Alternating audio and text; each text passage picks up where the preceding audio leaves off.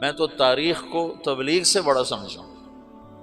حضرت مولانا انعام الحسن صاحب رحمۃ اللہ علیہ کا انتقال ہوا 1995 میں، تو میواتیوں کو بہت بڑا گروہ نظام الدین مرکز کے آگے ایک مسجد ہے، وہاں میں نے کئی نمازیں پڑھی ہوئی ہیں، وہاں مسلح ہو کے اکٹھے ہو گئے کہ اگر مولانا سعد کے علاوہ کسی اور کو امیر بنایا گیا تو ہم اسے قتل کر دیں۔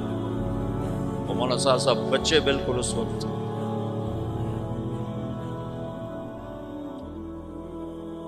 30 سال بھی عمر نہیں تھی اس وقت ان کی،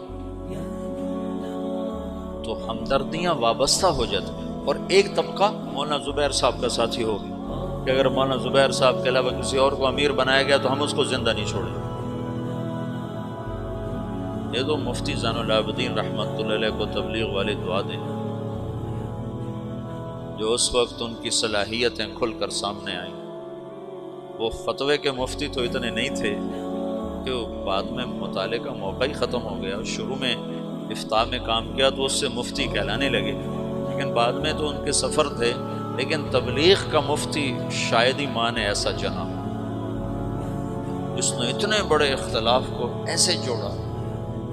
آج کل کے یہ مفتی ہیں نا، یہ ناقل ہیں، ناقل، یہ جتنے تمہارے دارالافتاء میں بیٹھے ہوئے جن کو آپ کہتے ہو مفتی صاحب مفتی صاحب، یہ مفتی نہیں ہیں، یہ ناقل ہیں۔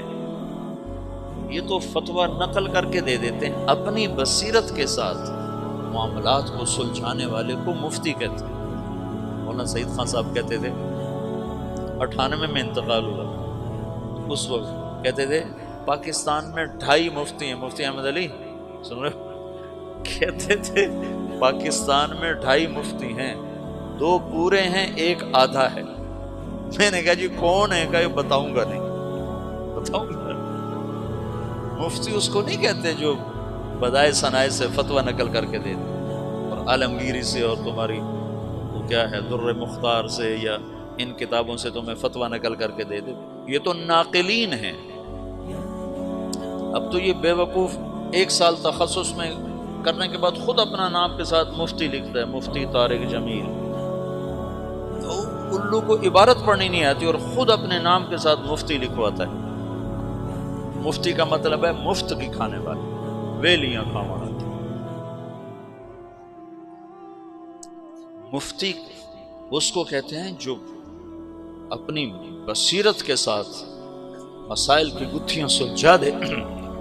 ساری زندگی مفتی صاحب رحمۃ اللہ علیہ کی قدر، اللہ کا شکر ہے تمام اکابر کی قدر دل میں رہی۔ مفتی صاحب کا روب داب، جلال اور شاہی ٹھاٹ باٹ ایسے ذرا بود رہتا تھا، بود رہتا تھا، لیکن پہلی دفعہ ان کی عظمت اور ہیبت سامنے آئی جب 95 میں حضرت جی رحمۃ اللہ علیہ کا انتقال ہوا، اور جیسے انہوں نے تبلیغ والوں کو سنبھالا، مفتی صاحب نہ ہوتے تو نظام الدین میں پھٹا پڑ جاتا اور رائمنڈ والے نظام الدین سے الگ ہو چکے ہوتے۔ اس بندے نے ایسے اصل مفتی ہونے کا حق ادا کیا، وہ زین العابدین کے نام کا حق ادا کیا۔